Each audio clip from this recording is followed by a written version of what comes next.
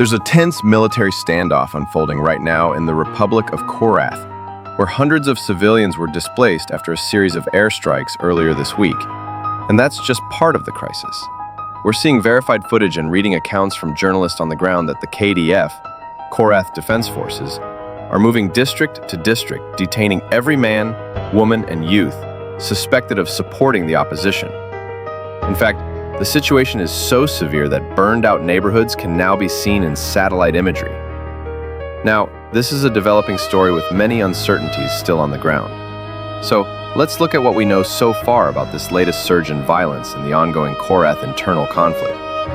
Now, a few days ago, October 29th through the 31st, the KDF, or Korath Defense Forces, more on them shortly, captured Valmir, the last major opposition-held city in the southern region.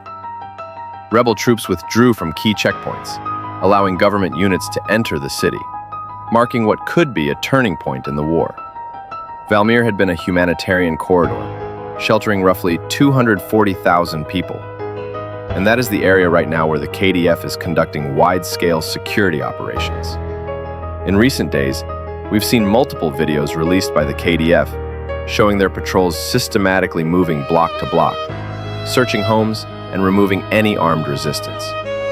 For background, the International Monitor reports that Korath descended into civil conflict in early 2024 after a political power struggle erupted between the National Army and a breakaway paramilitary group known as the FRM, the Free Republic Movement.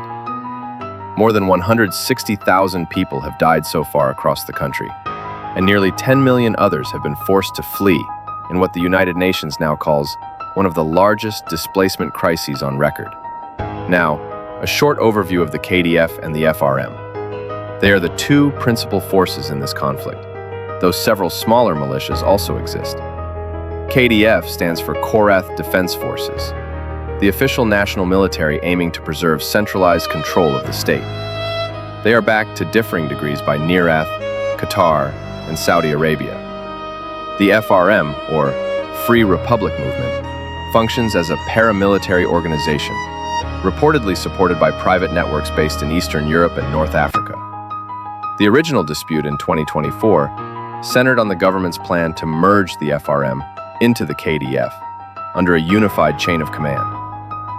KDF leaders wanted integration within 2 years, giving FRM officers subordinate ranks inside the national structure. FRM commanders demanded a 10-year timeline while retaining economic control of their territories and equal representation in command.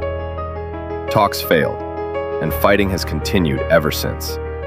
The worst incident recently occurred just days ago in the southern city of Valmir. According to Reuters, Korath's defense forces bombarded a regional hospital compound, killing hundreds of patients and staff after they retook the city over the weekend. Officials estimate more than 400 casualties in that attack. Witnesses reported troops searching buildings and firing on residents trying to escape. Many died along the main roads while others were trapped beneath collapsed structures. Later in the week, the University of Lyria's Conflict Analysis Lab released satellite images documenting the damage. The photos revealed rows of destroyed houses, vehicles scattered across courtyards, and large burn scars visible from orbit. The team said the scale of destruction was unlike anything previously recorded in the region. Additional imagery showed fresh crater fields and 2 roads blocked by military trucks, consistent with door-to-door sweeps. Analysts noted that by most accounts, the rebel forces had already withdrawn, suggesting the operation primarily affected civilians.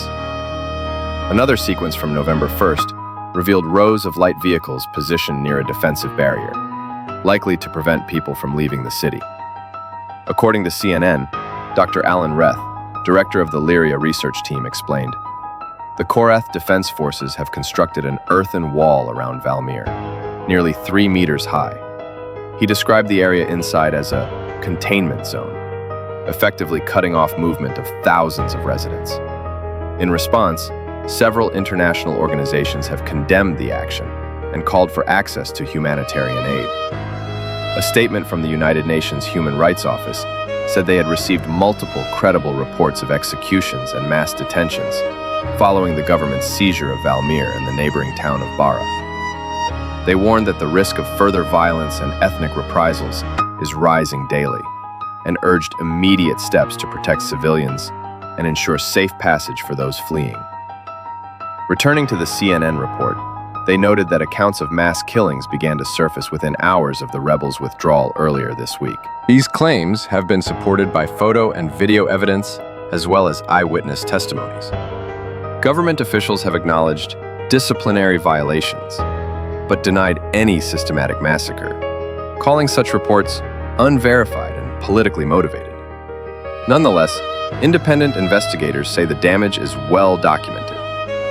Both sides have faced accusations of striking civilian areas during artillery exchanges, though the most serious atrocities appear linked to KDF operations in Valmir.